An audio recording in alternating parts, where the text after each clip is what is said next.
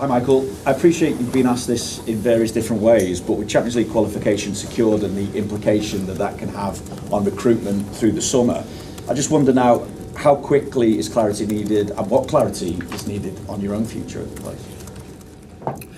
Listen, clarity is important. I think moving forward, it's come the time of right at the end of the season where I think we finished strong and put ourselves in a good position, and obviously the situation of my role and what it looks like moving forward, I think it's the natural time. It was always spoke about towards the end of the season, if not the end of the season, so nothing's really changed, to be honest.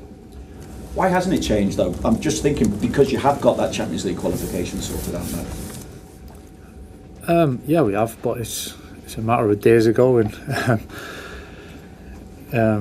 we kind of got eyes on finishing the season strongly as well, so I understand the question, I understand the timing of it, but from my point of view right at this stage it's just putting the boys in a place to finish the season strongly, and then, as I've said all along, and I'm calm about it, it'll get sorted out when it's going to get sorted out. Some of it's out of my hands, so we'll see what happens. Do you have a view of what happens further down the line though? Because I'm thinking Jamie Carragher and Gary Neville were debating the other night who has the brighter future, and the point was raised that the squad now has to deal with playing games every 3 or 4 days. So what work do you feel is perhaps needed on the squad, or is it well equipped enough at the moment to deal with that jump in the schedule that they will face next season?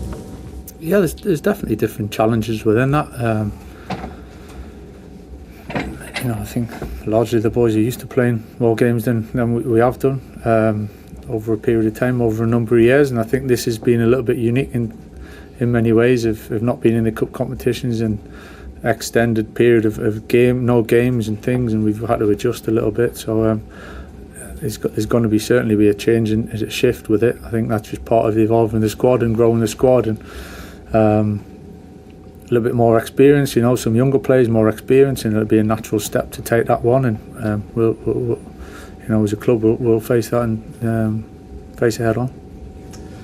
Michael, you've spoken a lot, we've asked you a lot about the youth teams and the academy. You played in a Youth Cup final, you played at West Ham's ground, you played at Coventry's ground. What's your view of what's happened this week? Because a lot of people seem to be quite upset that the Youth Cup final's not being played in the main stadium. Yeah, I'm disappointed, to be honest. I think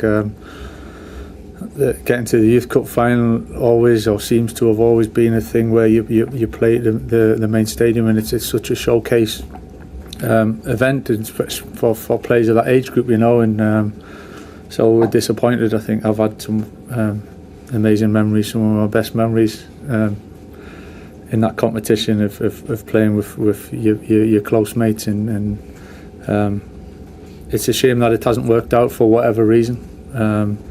But listen, for the boys to go there, it's a fantastic game. It's a great opportunity. I'm sure the game itself will be good, and I'm looking forward to going and watching and supporting the boys. Just in terms of Saturday, Sunderland away, whenever you go there, do you think about the Aguero day? Because clearly that was a momentous day in Premier League history, but it must have been a pretty painful one for you guys stood on the side of the pitch and then the Sunderland fans kind of cheering when you didn't win. Yeah, I can remember that. Yeah, I've not forgot it.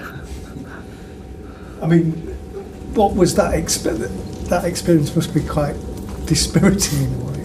Yeah, obviously it was a one-off kind of feeling, and it wasn't during the game, it wasn't until after the game. I was didn't really know exactly where the land was lying at that point, so it wasn't until we kind of walked towards the edge of the pitch and we had to deal with what was thrown at us. So it's in the past, but yeah, it definitely sticks in the memory.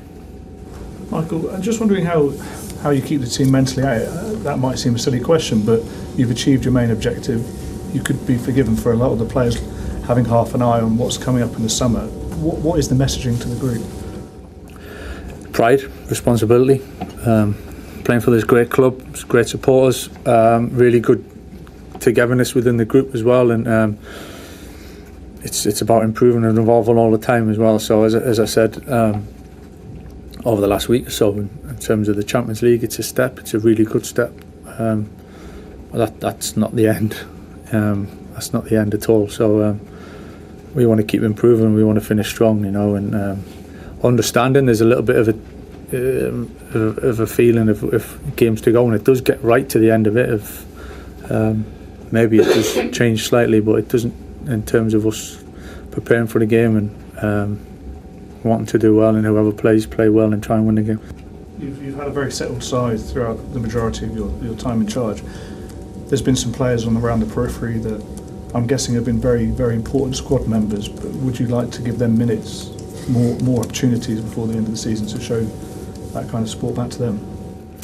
I think every player in the squad's has been absolutely fantastic, I have to say. And yeah, some have played a lot more than others, and I understand from a professional and a playing point of view it can be difficult, but the togetherness and the support that the players have shown, certainly each other, is great to see. It's what we need, within the group, and that's part of the challenge of doing a lot of training and not having as many games as we would have liked is the balance that we've had to kind of make the most of, really. So yeah, coming into to these games, it's something we're aware of. I think it's something that we're really keen on playing well and still trying to get good results as well, though. But yeah, it's definitely something to be aware of.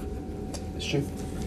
Michael, Sunderland, I guess, won't want a memorable season for them just to sort of peter out. So I just wonder what you expect from them this weekend. Got an awful lot to play for. I think it's very tight. I think is it to 6 to 12th maybe. It's really, really tight. 3-4 points. So I think they've got a lot to play for, and they've had a fantastic season. To not easy to come and get promoted and to stay in. To stay in the league first and foremost has proven difficult over recent times, but to be in the top half and to be within touching distance and getting in Europe as well is full credit to the season that they've had. Just one on the Youth Cup final that was mentioned there. It's going to be less than 1,000 United fans there. There was 67,000 last time we were in the Youth Cup final. It was a great experience for the players. Is that something that should be looked at again? Could be looked at again, or? Yeah, I was at that game.